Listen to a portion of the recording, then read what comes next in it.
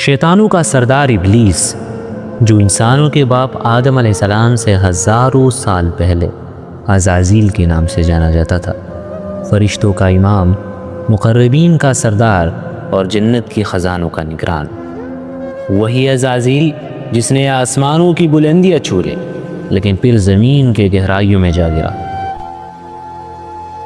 یہ کہانی حضرت آدم علیہ السلام کی پیدائش سے ہزاروں سال پہلے کی ہے۔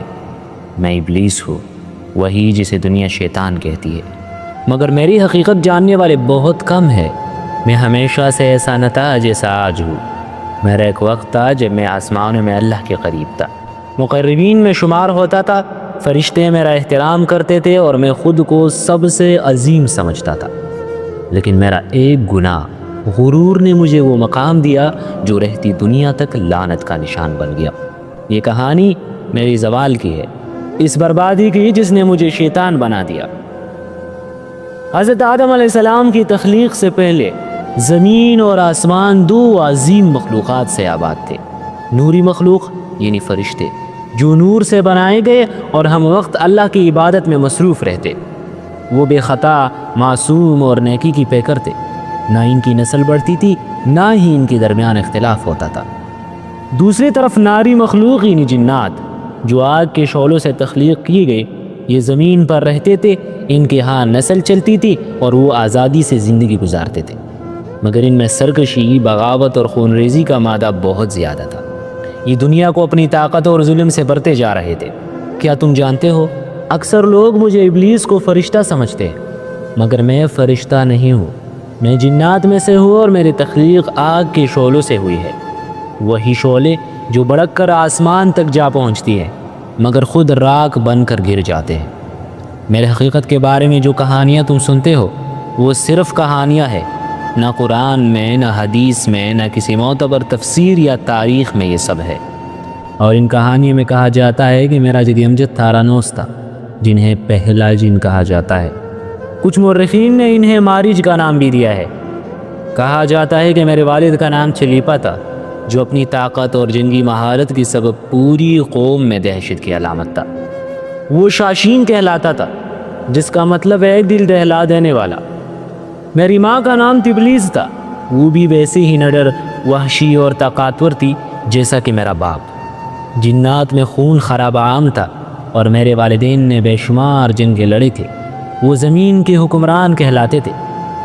کسی کی جرت نہیں تھی کہ ہمارے سامنے آنکھ اٹھا کر بھی دیکھے۔ لیکن جنات فطرتاً سرکش تھے اور سرحدوں کو توڑنے والے تھے، مگر وقت کے ساتھ ان کا غرور آسمانوں سے بھی بلند ہونے لگا۔ وہ نہ کسی کی سنتے، نہ کسی کے قابو میں آتے۔ انہوں نے اپنی طاقت کو ظلم میں بدل دیا۔ ہر طرف خون کی ندیاں بہنے لگے، چیخ و پکار گونجنے لگی اور زمین فسادات کا گڑھ بن گئی۔ اور یہی وہ لمحہ تھا جب اللہ نے زمین کی صفائی کا فیصلہ کر لیا۔ اور پھر وہ دن آیا جب اللہ نے اپنی مقرب فرشتوں کی فوج زمین پر بھیج دی۔ یہ کوئی عام جنگ نہ تھی، بلکہ ایک قیامت تھی۔ اس فوج کے بارے میں تاریخ طبری بھی لکھتی ہیں۔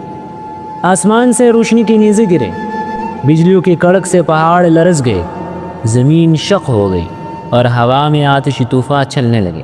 فرشتے قہر بن کر نازل ہوئے، ان کی چہرے نور سے دمک رہے تھے اور ہاتھوں میں آسمانی تلواریں تھے۔ جنات اپنی طاقت پر نازا تھے، مگر فرشتوں کی قوت کے سامنے وہ ریت کی دیوار کی طرح گرنے لگے۔ میرے باپ چلیپا نے اپنی پوری طاقت جھونک دی، مگر ایک لمحے میں وہ ایک نورانی نیزے سے جلس کر راکھ بن گیا۔ میری ماں تبلیس نے بھی مزاحمت کی، مگر اللہ کے فیصلے کے سامنے کون ٹھہر سکتا ہے؟ ایک ہی لمحے میں وہ بھی ختم ہو گئی۔ میری قوم کے لاشیں بکھرے پڑے تھے، زمین خون سے لال ہو چکی تھی۔ کچھ جنات سمندر پار بھاگ گئے، کچھ ویران جزائر میں چھپ گئے اور نیک جنات نے غاروں میں پناہ لے لی۔ مگر میں اس وقت ایک کمسن جن تھا، ایک بچی کی طرح میدانی جنگ میں کھڑا اپنی جلی ہوئی والدین کو دیکھ کر چیخیں مار رہا تھا۔ فرشتے اپنا کام مکمل کر چکے تھے، وہ واپس جا رہے تھے کہ اچانک ان میں سے کچھ نے مجھے روتے دیکھا۔ میں حسین تھا، میرا چہرہ معصوم تھا۔ ان میں سے کچھ نے کہا، اس بچے کو بھی مار دو، یہ بڑا ہو کر خطرناک ہو سکتا ہے۔ مگر دوسرے نے کہا، نہیں، اللہ سے اجازت لینی چاہیے۔ چنانچہ فرشتوں نے اللہ سے پوچھا اور اللہ نے مجھے زندہ رکھنے کا فیصلہ کر دیا۔ یوں میں آسمان پر لے جایا گیا اور مجھے پہلے آسمان پر رکھا گیا جہاں میری پرورش ہونے لگی۔ میں عبادت کرتا اور اپنے علم میں اضافہ کرتا گیا۔ میں غیر معمولی طور پر ذہین تھا، میری محنت سب سے زیادہ تھی اور میں فرشتوں میں ایک الگ مقام بنانے میں کامیاب ہو گیا، اور ہر آسمان پر میرا ایک نیا نام رکھا گیا۔ پہلے آسمان پر مجھے عابد کہا گیا، دوسری پر زاہد، تیسری پر عارف، چوتھے پر ولی، پانچویں پر تقی، چھٹے آسمان پر خازن اور ساتویں آسمان پر میرا نام عزازیل رکھ دیا گیا۔ عزازیل نے وہاں دیکھا آسمانوں میں سکون تھا، ستارے اپنی روشنی بکیر رہے تھے اور عرش الہی کے نیچے نور ہی نور تھا، اور اسی عالم میں ایک روز عزازیل کا دل چاہا کہ لوح محفوظ کو دیکھے۔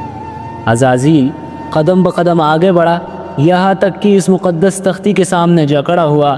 جیسے ہی اس نے نظر اٹھائے، ایک عجیب جملہ اس کے سامنے جگمگانے لگا، اعوذ باللہ من الشیطان الرجیم، میں اللہ کی پناہ مانگتا ہوں شیطان مردود سے۔ یہ الفاظ پڑھتے ہی عزازیل کا دل دک سا رہ گیا، اس کا بدن کانپنے لگا جیسے کسی نے اسے اندھیری وادی میں دھکیل دیا ہو۔ اس کے سانسیں تیز ہو گئی اور خوف اس کے اندر سرایت کرنے لگا۔ شیطان کون ہے؟ یہ نام میں نے پہلے کبھی نہیں سنا۔ عزازیل کی دل میں ایک عجیب بے چینی پیدا ہوئی، اس کی آنکھوں میں خوف تھا اور ہونٹ لرز رہے تھے، لیکن وہ خود کو سنبھالتے ہوئے اللہ کے حضور عرض گزار ہوا، اے میرے پروردگار، یہ شیطان کون ہے؟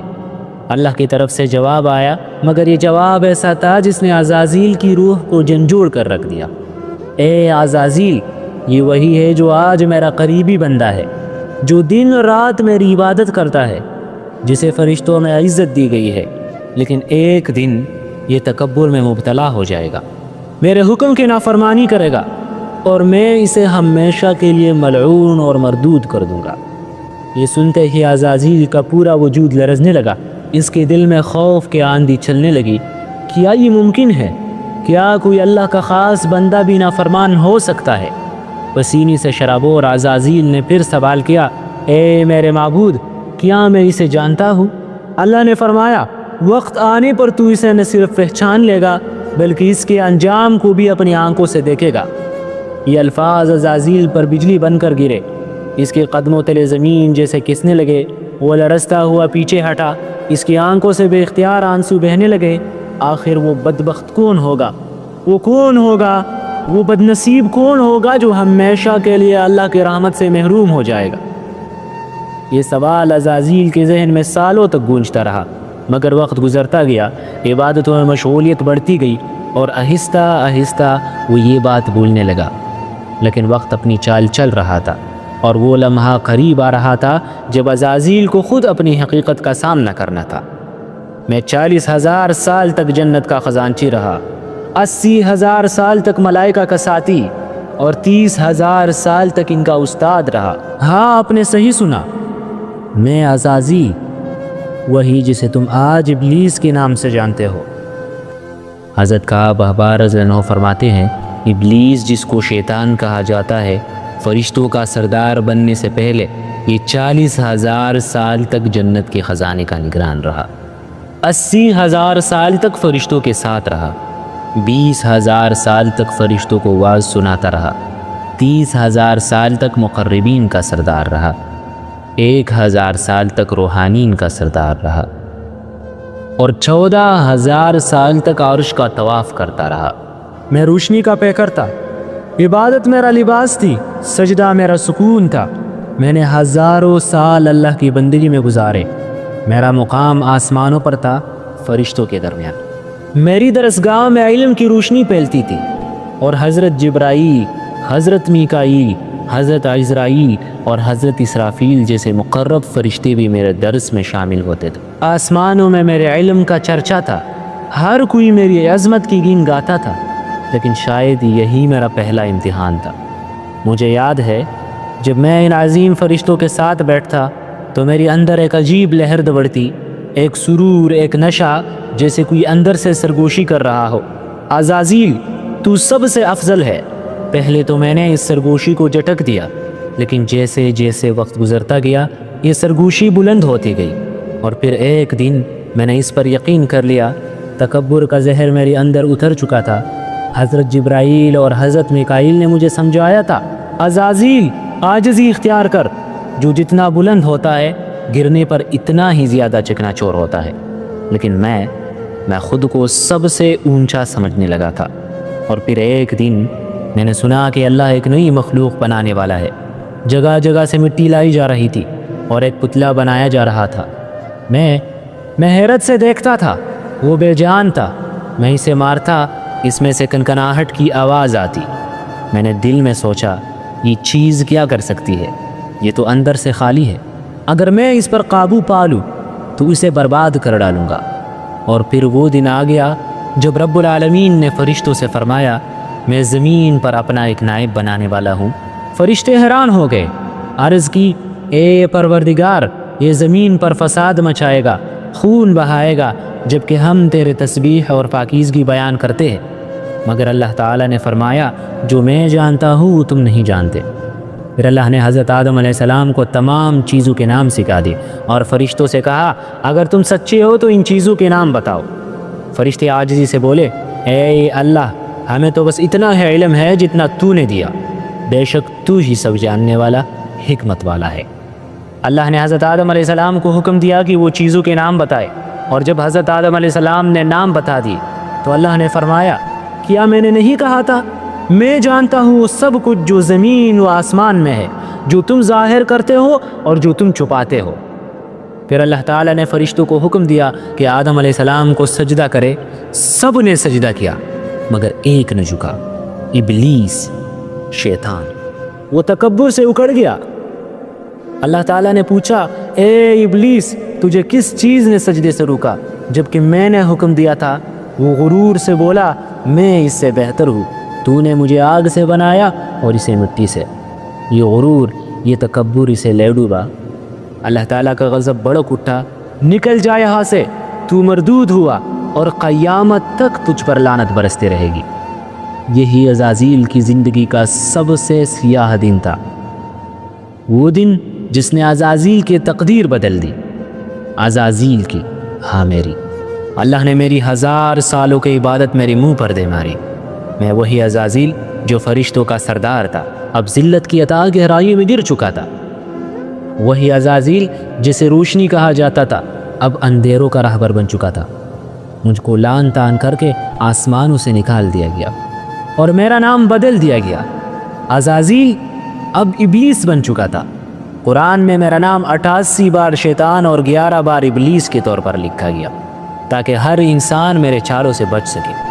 لیکن میں ہارا نہیں۔ میں نے قسم کھائی، اے اللہ، میں تیرے بندوں کو بہکاؤں گا، میں انہیں گمراہ کروں گا، میں انہیں برباد کر دوں گا، اور تب سے میں یہی کر رہا ہوں، ہر لمحہ، ہر پل۔ اور کیا تم جانتے ہو، اللہ نے 1,24,000 پیغمبر بھیجے صرف تمہیں میری جال سے بچانے کے لیے، لیکن کیا تم سمجھ پائے؟ نہیں، کیونکہ میں نے اپنی چالاکی سے تمہیں وہی کچھ دکھایا جو تم دیکھنا چاہتے تھے۔ جب زمین پر بھیجے جانے کا وقت آیا تو میں نے اللہ سے 4 چیزوں کی اجازت مانگی۔ اے اللہ، مجھے قیامت تک موت نہ آئے تاکہ میں ہمیشہ اولاد آدم کو بہکا سکوں۔ اے اللہ، مجھے ہر انسان کی دل میں وسوسے ڈالنے کی طاقت دے تاکہ اولاد آدم خود برائی کی طرف بڑھے۔ اے اللہ، مجھے ہر شکل اختیار کرنے کی صلاحیت دے تاکہ اولاد آدم مجھے پہچان ہی نہ سکے۔ مجھے بے شمار اولاد اور طویل عمر دے تاکہ ہر نسل کو میں اپنی طریقے سے قابو کر سکوں۔ اللہ نے کہا، جا، تجھے اجازت ہے، لیکن میرے نیک بندے تیرے فریب میں نہیں آئیں گے، اور جو تیرا ساتھی بنا میں اسے اور تجھے جہنم میں ڈال دوں گا۔ تب میں نے سوچا، یہ انسان مٹی سے بنا ہے، یہ خود کو اشرف المخلوقات سمجھتا ہے، اسے اپنی عقل پر غرور ہے، لیکن میں اس کے نفس کو جانتا ہوں، اس کی کمزوریوں کو پہچانتا ہوں۔ میں جانتا ہوں کہ یہ لالچی ہے، خود غرض ہے، آسان راستے ڈھونڈتا ہے، جلد باز ہے، تعریف کا بھوکا ہے۔ ہاں، میں کسی کو زبردستی گناہ نہیں کروا سکتا، لیکن میں اسے خوبصورت بنا کر دکھا سکتا ہوں۔ میں تمہیں یہ سب آزادی کے نام پر دیتا ہوں، روشن خیالی کے لبادے میں لپیٹتا ہوں، ترقی کا خواب دکھاتا ہوں، اور تمہیں لگتا ہے کہ تم صحیح راستے پر ہو۔ ایمان والے مجھے استغفار سے بھگا دیتے ہیں، مگر جو میرے جال میں آتے ہیں وہ خود ہی شرک کو عبادت، نافرمانی کو بہادری، فحاشی کو آزادی، بے حیائی کو ترقی اور موسیقی کو روح کی غذا سمجھتے ہیں۔ اور پھر کچھ دن بعد ایک حیرت انگیز حقیقت میرے سامنے آشکار ہوئی۔ اللہ تعالیٰ نے حضرت آدم علیہ السلام کی تنہائی کا درد محسوس کیا اور ان کی دل کے ویرانی کو ختم کرنے کے لیے ان کی بائی پسلی سے حضرت حوا علیہ السلام کو تخلیق فرمایا۔ یہ ایک ایسا لمحہ تھا جو محبت اور رحمت کی انتہا کو ظاہر کرتا تھا۔ اللہ نے حضرت آدم علیہ السلام کو جنت میں بھی انتہا نعمتوں سے نوازا۔ ہر گوشہ مسرت سے بھرپور تھا، ہر درخت خوشبو بکھیرتا تھا، ہر لمحہ راحت سے معمور تھا، لیکن ایک آزمائش تھی، ایک مقدس حکم تھا، یہ جنت تمہارے لیے ہے، یہاں جو چاہو کھاؤ، جہاں چاہو جاؤ، مگر اس ایک درخت کے قریب مت جانا ورنہ تم ظالموں میں شمار ہوگے۔ میں جو ہر پل تاک میں رہتا تھا ایک موقع کی تلاش میں تھا۔ میں نے حضرت آدم علیہ السلام اور حضرت حوا کی دلوں میں وسوسے بونی شروع کی۔ میری چالاک زبان، میرے فریب کی مٹھاس، میری زہر آلود سرگوشیاں سب ایک مقصد کے لیے تھے، انہیں اس درخت کے قریب لے جانا۔ میں نے چالاکی سے ان کی دلوں میں سرگوشیاں کی۔ اے آدم، کیا میں تمہیں وہ درخت نہ بتاؤں جو ہمیشہ کی زندگی عطا کرے؟ وہ راز نہ دکھاؤ جو تمہیں بادشاہی کے ابدی مقام پر پہنچا دے؟ لمحہ لمحہ وسوسہ وسوسہ میں ان کی دل کو اپنی جال میں جکڑتا چلا گیا، اور پھر حضرت حوا کی بدولت وہ گھڑی آ پہنچی جب انہوں نے اس درخت کا پھل چکھ لیا۔ اچانک ایک عجیب کیفیت طاری ہو گئی، بے لباسی کی شرمندگی، ندامت کی شدت، خوف کی چادر، جنت کے پتے ان کے لرزتے ہاتھوں میں تھے، وہ بے اختیار اپنے جسم پر چپکانے لگے۔ میں جانتا تھا کہ میں جیت چکا ہوں، میں نے اپنی چالاکی کی بازی جیت لی تھی، میں نے اپنے وسوسے کی کارڈ دکھا دی تھی، مگر ساتھ ہی میرے اندر ایک کپکپی دوڑ گئی، کیونکہ میں جانتا تھا کہ جس کی مخالفت میں نے کی ہے وہ قہار بھی ہے، جبار بھی ہے۔ مجھے بھاگنا تھا، میں زمین کی طرف بھاگا، تیز رفتاری میری طاقت تھی، میرے پروں نے مجھے بجلی کی مانند زمین کے طرف دھکیلا۔ روایات کہتی ہے کہ فرشتوں کے 2 پر ہوتے ہیں، مگر مجھے 4 عطا کی گئی تھی، اور یہ میرے لیے رحمت سے زیادہ ایک آزمائش بن گئے تھے۔ علامہ ابن کثیر نے بھی میرے اس خصوصیت کا ذکر کیا ہے، مگر کیا فائدہ؟ میں جس نے جنت کی روشنی کو تاریکی میں بدل دیا، میں جو آدم کی معصومیت کو وسوسوں کے کانٹوں میں الجھا چکا تھا، میں جانتا تھا کہ اب میرا انجام کیا ہونے والا ہے۔ پھر وہ گھڑی آ پہنچی جب اللہ تعالیٰ نے حضرت آدم اور حضرت حوا علیہ السلام کو معاف کر کے زمین پر بھیج دیا۔ یہ میرا پہلا فریب تھا، پہلی چال، پہلی جیت، یا شاید پہلی ہار، کیونکہ اس دن سے میں ملعون ہو گیا، شیطان قرار دے دیا گیا، وہ مخلوق جس پر اللہ کی لعنت برسی، وہ جو ہمیشہ کے لیے ٹکرا دیا گیا، اور دنیا پر ایک نئی کہانی لکھی جانے لگی۔ حضرت آدم اور حضرت حوا کی نسل بڑھنے لگی، ایک جوڑا صبح پیدا ہوتا، ایک شام کو۔ یہ قانون قدرت تھا کہ صبح والے جوڑے کی شادی شام والے جوڑے سے ہوتی، مگر پھر ایک ایسا لمحہ آیا جس نے تاریخ کا رخ موڑ دیا۔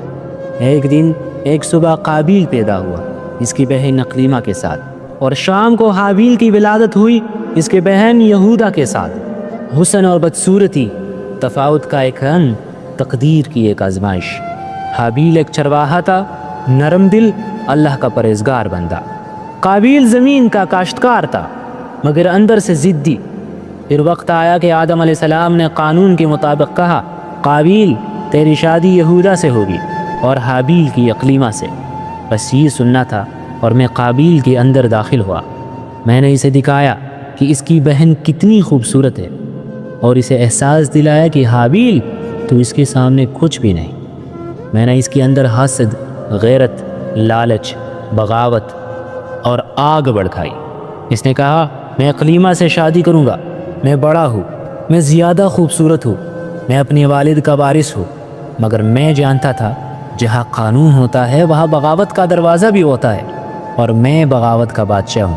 قابیل کی دل میں ضد اور بغاوت کے شعلے بڑک اٹھے، اور اپنی حسین بہن اقلیمہ سے شادی کرنا چاہتا تھا۔ وہ تقدیر کو بدلنا چاہتا تھا، وہ وہی کرنا چاہتا تھا جو اس کی دل نے چاہا۔ حضرت آدم علیہ السلام نے فرمایا، نہیں، اللہ کا حکم یہی ہے اور یہی انصاف ہوگا۔ مگر قابیل نہ مانا، تو اللہ کی حضور فیصلہ ہوا کہ دونوں بھائی قربانی پیش کرے، جس کی قربانی قبول ہو وہ اقلیمہ کا حقدار ہوگا۔ اور پھر وقت آیا کہ آدم علیہ السلام زیارت کے لیے مکہ چلے گئے۔ میں نے موقع دیکھا اور قابیل کو مزید بہکایا۔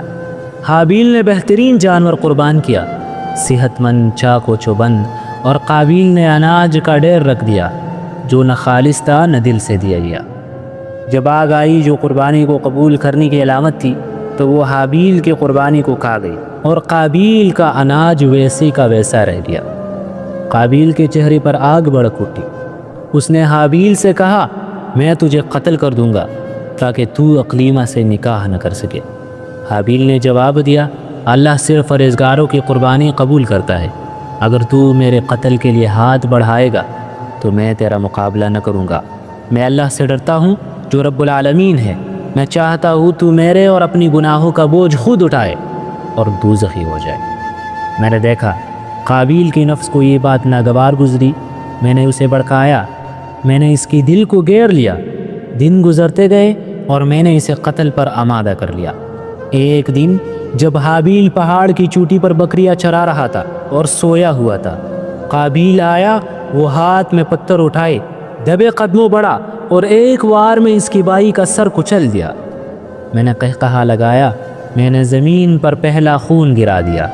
انسان نے انسان کو مار دیا میرے کہنے پر، اور وہ پہلا قاتل بن گیا۔ حابیل کی لاش بے گور و کفن پڑی رہی۔ قابیل حیران تھا، ڈرا ہوا، پشیمان، مگر دیر ہو چکی تھی۔ پھر اللہ نے 2 کوے بھیجے، وہ لڑے اور ایک نے دوسری کو مار ڈالا۔ پھر قاتل کوے نے زمین کھودی اور مقتول کو دفن کیا۔ قابیل نے یہ منظر دیکھا اور کہا، کاش میں بھی اپنی بائی کو دفن کر دیتا، اور انہوں نے اپنی بائی کو دفن کر دیا۔ مگر اب کیا باقی تھا؟ آدم علیہ السلام مکہ سے لوٹے اور دیکھا کہ ان کا بیٹا ہلاک ہو چکا ہے۔ زمین خاموش تھی، فضا خاموش تھی، اور میں کامیاب تھا۔ وہی انسان قابیل جس نے میری بات مانی اور تاریخ کی پہلے قاتل کے طور پر ہمیشہ کے لیے لعنت کا نشان بن گیا، وہ خوفزدہ ہو گیا، بھاگ نکلا اپنی والد کے قہر سے، اللہ کے غضب سے۔ لیکن کہاں تک بھاگ سکتا تھا؟ میں نے اس کے کان میں سرگوشی کی، تو بھاگ، یمن کی طرف جا، میں تیری ساتھ ہوں، میں تجھے نئی راہیں دکھاؤں گا، میں تجھے ایک نیا راستہ سکھاؤں گا۔ وہ بھاگ گیا اور میں اس کے ساتھ تھا۔ میں نے اسے عیش و عشرت کے راہوں پر ڈالا، میں نے اس کے لیے دنیا کو رنگین بنایا، میں نے اسے بے شمار شادیاں کروائی، میں نے اسے ایسا راستہ دکھایا جو گمراہی کی انتہا تھی۔ مگر میں یہاں نہیں رکا، میں نے ان کی نسلوں کو کچھ ایسا سکھایا جو بالکل نیا تھا۔ میں نے سوچا میں خود آگ سے بنا ہوں، اور میری سب سے پہلی نافرمانی بھی اسی غرور کی وجہ سے تھی، تو کیوں نہ میں انہیں اسے آگ کا پجاری بنا دوں، اور میں نے یہی کیا۔ میں نے ان کی دماغوں پر یہ زہر انڈیل دیا کہ آگ مقدس ہے، آگ روشنی ہے، آگ طاقت ہے، آگ ہی سب کچھ ہے۔ یہ وہی آگ ہے جس نے تمہاری اجداد کو گرمایا، جس نے تمہیں روشنی دی، جس سے تم کھانا پکاتے ہو۔ یہ عام چیز نہیں، یہ عبادت کے قابل ہے۔ پہلے وہ چونکے، کچھ سمجھے نہیں، مگر میں پیچھے ہٹنے والے میں سے کہا تھا۔ میں نے انہیں آگ کے سامنے جھکنے پر مجبور کیا۔ کچھ ہی دنوں میں بڑے بڑے آتش داں روشن ہو گئے، آگ کے شعلے بلند ہونے لگے، اور میں ان کے درمیان کھڑا فاتحانہ مسکرا رہا تھا۔ میرا وار کامیاب ہو چکا تھا، میں نے انہیں اپنی ہی تخلیق کو پوجنے پر لگا دیا تھا۔ میں نے ان کے دلوں سے حقیقی خالق کا نور چھین لیا تھا۔ وہ جو کبھی اللہ کے بندے تھے، اب وہ میرے اشاروں پر ناچ رہے تھے۔ اور پھر کچھ لوگوں سے میں نے کہا، پتھروں کو تراش، انہیں اپنی حاجتوں کے لیے پوج، انہیں خدا بنا، انہیں اپنے معبود کر۔ میں نے انسانوں کے ذہن میں تاریکی اتاری، میں نے اسے جھوٹی خداؤں کی پرستش کرنا سکھایا۔ یہ تھا میرا کھیل، میری چال، میرا پہلا وار، مگر یقین کرو میں نے ابھی آغاز کیا تھا۔ حضرت آدم علیہ السلام کے بعد حضرت شیس علیہ السلام نبی بنے، پھر حضرت ادریس علیہ السلام تشریف لائے، مگر میرا مشن بدستور جاری تھا۔ زمین پر گمراہی کا بازار گرم تھا، اور میں نے لوگوں کو اندھیروں میں دھکیلنے کی ہر ممکن کوشش کی۔ میں خاموشی سے ان کی دلوں میں وسوسے ڈالتا، ان کی ایمان کو کوکھلا کرتا، اور انہیں اپنی عقل سے جال میں پھنساتا رہا۔ اور جب دنیا میرے زہر میں پوری طرح لت پت ہو چکی تھی، جب ہر طرف بتوں، آگ اور سورج کی پرستش ہونے لگی، جب انسان اپنے ہی پیدا کرنے والے کو بھولنے لگا، تب اللہ تعالیٰ نے ایک نبی کو بھیج دیا، حضرت نوح علیہ السلام۔ یہ پہلا موقع تھا جب میں نے اپنی سلطنت کو لرزتے ہوئے دیکھا۔ ان کے دعوت نے میرے تخت کو ہلا کر رکھ دیا۔ میں نے پوری قوت لگا دی، اپنی چیلیوں کو دوڑایا، لوگوں کی دلوں میں شک ڈالا، انہیں نوح علیہ السلام کا مذاق بنانے پر اکسایا۔ میں نے ان کے کانوں میں سرگوشیاں کی، یہ شخص دیوانہ ہے، یہ جھوٹا ہے، یہ صرف تمہاری آزادی چھیننا چاہتا ہے۔ لیکن اللہ کے عذاب نے میرا سب کھیل برباد کر دیا۔ میں بے بسی سے دیکھتا رہا جب پانی کی لہریں میرے پیروکاروں کو ہمیشہ کے لیے ختم کر رہے تھے۔ میں ایک بار پھر تنہا رہ گیا، مگر میں ہارا نہیں۔ مجھے وہ وقت آج بھی یاد ہے جب حضرت نوح علیہ السلام اپنی کشتی میں سوار ہوئی تو انہوں نے مجھے بوڑھی شخص کی شکل میں دیکھا۔ حضرت نوح علیہ السلام نے غصے سے پوچھا، اے ملعون، تو یہاں کیوں آیا؟ میں مکاری سے مسکرایا اور کہا، میں تمہاری قوم کی دلوں کو قابو کرنے آیا ہوں تاکہ ان کے دل میرے ساتھ ہو اور ان کی جسم تمہارے ساتھ۔ حضرت نوح علیہ السلام نے مجھے جھڑک کر کہا، اے خدا کی دشمن، نکل جا یہاں سے۔ میں چالاکی سے بولا، اے نوح، میں 5 طریقوں سے لوگوں کو ہلاک کرتا ہوں، اگر چاہو تو 3 بتا دیتا ہوں، مگر 2 نہیں کھولوں گا۔ حضرت نوح علیہ السلام خاموش ہو گئے، شاید انہیں خدشہ ہوا کہ میں کسی خطرناک چال کی بات کر رہا ہوں۔ تب اللہ نے انہیں وحی بھیجی، اے نوح، اس سے کہہ دو کہ وہ تمہیں وہی 2 بتائے، کیونکہ تمہیں ان 3 چیزوں کی ضرورت نہیں۔ میں ایک پل کے لیے رکا، پھر ہنستے ہوئی کہا، اے نوح، یہی 2 چیزیں ایسی ہیں جن سے میں آدم کی اولاد کو برباد کرتا ہوں۔ حضرت نوح علیہ السلام سخت لہجے میں پوچھا، وہ کون سی چیزیں ہے؟ اور میں نے انہیں بتایا، پہلی حسد، یہی وہ زہر ہے جس نے مجھے ملعون اور شیطان مردود بنایا، اور دوسری حرص۔ حضرت آدم علیہ السلام کو پوری جنت عطا کی گئی تھی، مگر میں نے انہیں صرف ایک درخت کے پیچھے لگا کر اپنا کام نکال لیا۔ پھر میں ہنسا، کیونکہ میں جانتا تھا کہ جب تک یہ 2 چیزیں انسانوں کی دلوں میں موجود ہیں، میں ہمیشہ ان پر غالب رہوں گا۔ اور یوں نوح علیہ السلام کی کشتی نے مجھے طوفان نوح سے بچا لیا۔ جب طوفان ختم ہوا تو میں زمین پر اتر آیا۔ میں نے دیکھا طوفان نوح گزر چکا تھا، میری محنت سے تیار کی گئی پوری قوم پانی میں غرق ہو چکی تھی۔ میں چیخا، میں بلبلا اٹھا، مگر کچھ نہ کر سکا۔ مجھے لگا شاید میری حکمرانی ہمیشہ کے لیے ختم ہو گئی، مگر میں نے ہار نہیں مانی۔ میں خاموشی سے زمین کے چپے چپے پر نظر دوڑانے لگا، کسی ایسی قوم کے تلاش میں جس کی دل میں اپنا زہر پھر سے انڈیل سکوں۔ لیکن میری نظر ایک قوم پر لگی۔ جنوبی عرب کی ریگستانوں میں ایک ایسی قوم آباد تھی جسے عاد کہا جاتا تھا۔ ان کے جسم طویل، ان کی بازو طاقتور، ان کی بستیاں شاندار، سرسبز باغات، بہتے چشمے، سونے چاندی سے مزین محلات، دنیا کے ہر نعمت ان کے قدموں میں تھی، لیکن وہ بھی ایک کمزوری رکھتے تھے، غرور۔ یہی وہ لمحہ تھا جس کا میں منتظر تھا۔ میں نے دھیرے دھیرے انہیں اپنی زنجیروں میں جکڑنا شروع کر دیا۔ میں نے ان کی دلوں میں وسوسے ڈالے، تم ہی زمین کے بادشاہ ہو، تمہیں کسی اور کے سامنے جھکنے کی کیا ضرورت، تم ہی سب سے زیادہ طاقتور ہو۔ پہلے وہ ہچکچائے، مگر پھر میں نے اپنی سب سے خطرناک ہتھیار بت پرستی کو ان کے سامنے رکھا۔ میں نے انہیں یہ یقین دلایا کہ یہی وہ راستہ ہے جو انہیں مزید قوت بخشے گا، اور یوں میرے سرگوشیوں نے ان کی دلوں میں گر کر لیا۔ بادل گہرے ہو چکے تھے، زمین کی در و دیوار پر سکوت طاری تھی، مگر اس سکوت کے پیچھے ایک اور طوفان چھپا تھا، ایک ایسا طوفان جو گناہگاروں کے لیے قیامت بننے والا تھا۔ اللہ نے انہی میں سے ایک خاص بندے حضرت ہود علیہ السلام کو نبی بنا کر بھیجا تاکہ وہ قوم کو سیدھا راستے پر لے آئے، مگر میں شیطان پہلے سے ہی ان کی دلوں میں اپنی جگہ بنا چکا تھا۔ ان کی دلوں میں تکبر، غرور اور دنیا کی محبت کو ایسا بسایا کہ وہ کسی نبی کی بات سننے کے لیے تیار نہ تھے۔ یہ لوگ اپنی طاقت، مال و دولت اور شان و شوکت کے نشے میں اس قدر مست ہو چکے تھے کہ انہیں کسی عذاب کا ڈر نہ رہا، اور اللہ تعالیٰ نے ان پر اپنا پہلا عذاب نازل کیا۔ 3 سال تک بارش نہ ہوئی، زرخیز زمینیں ویران ہو گئی، سرسبز باغات خشک کنڈرات میں تبدیل ہو گئے، مگر یہ بدبخت پھر بھی باز نہ آئے۔ میرے وسوسوں میں آ کر انہوں نے حضرت ہود علیہ السلام کی بات کو جھوٹ سمجھا۔ پھر ایک اور عذاب آیا، آسمان پر سیاہ بادل چھا گئے، اندھیری ہوائیں چلنے لگے، اور پھر وہ ہوا آئی جس نے سب کچھ تہس نہس کر دیا۔ 8 دن اور 7 راتوں تک ایک خوفناک طوفانی آندھی چلتی رہی، درخت جڑ سے اکھڑ گئے، محلات زمین بوس ہو گئے، جانور اور انسان فضا میں یوں اڑتے جیسے تنکے ہو، چیخ و پکار ہر طرف سنائی دی، مگر میں ان کے درمیان کھڑا اپنی جیت کا جشن منا رہا تھا۔ وہی قوم جو میرے پیروی میں حد سے گزر گئی تھی، آج مٹی میں دفن ہو رہے تھے۔ حضرت ہود علیہ السلام اور ان کے پیروکار اللہ کی پناہ میں تھے، اور میں ایک بار پھر ایک نئی قوم کی تلاش میں نکل پڑا۔ اب میرا اگلا ہدف قوم سمود تھی۔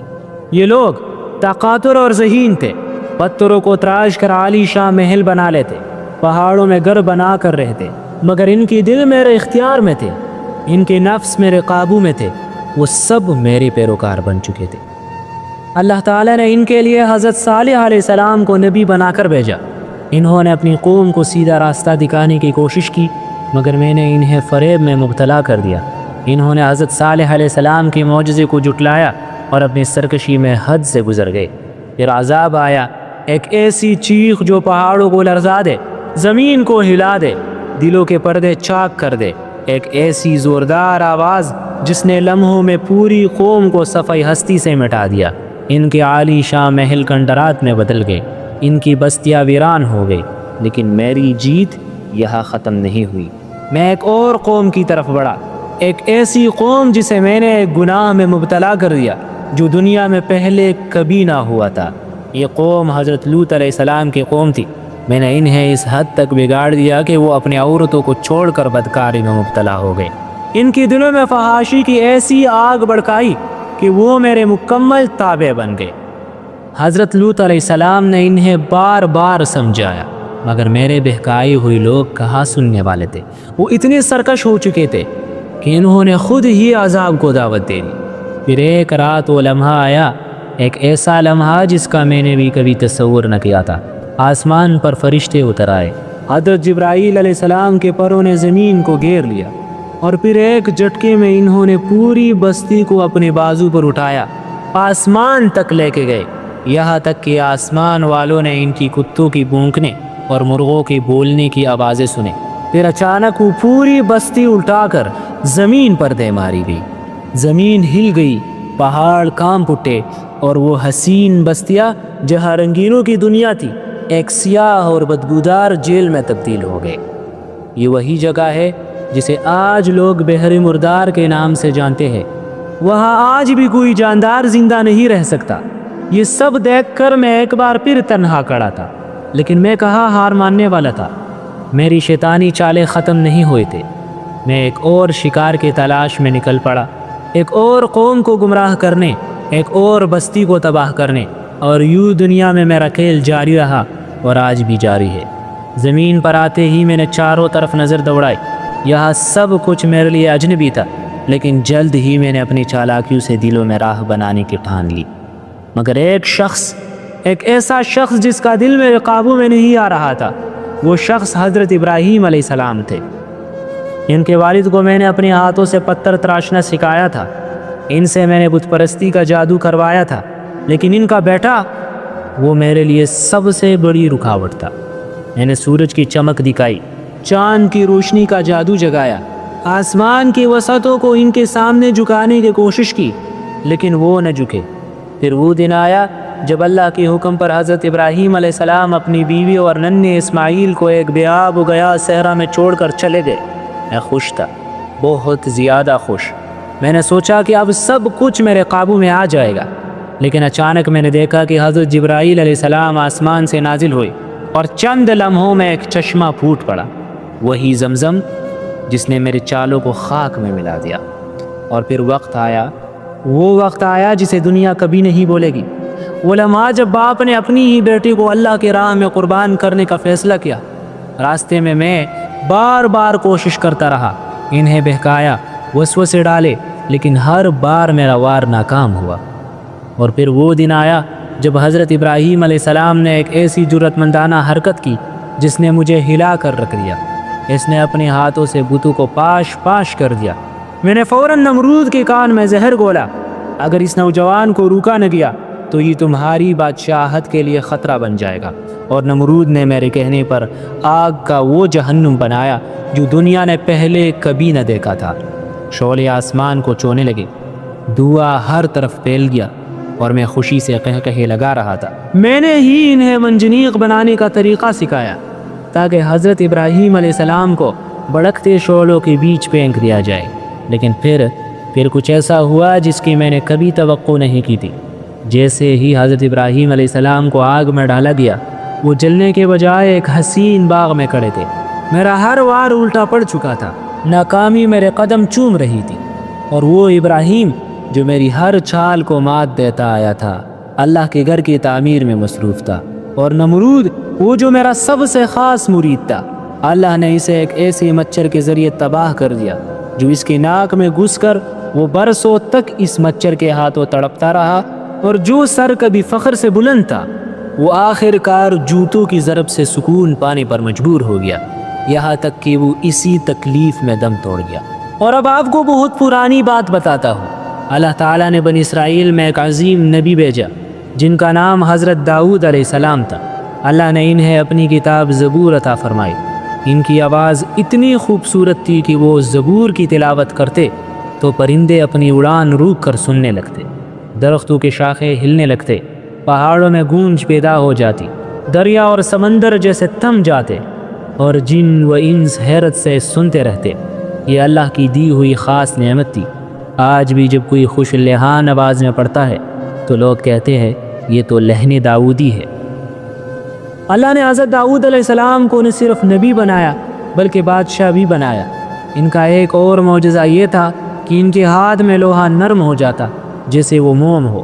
وہ اپنی قوم کو اللہ کی طرف بلاتے، انہیں حق اور سچائی سکھاتے اور عدل و انصاف سے حکومت کرتے۔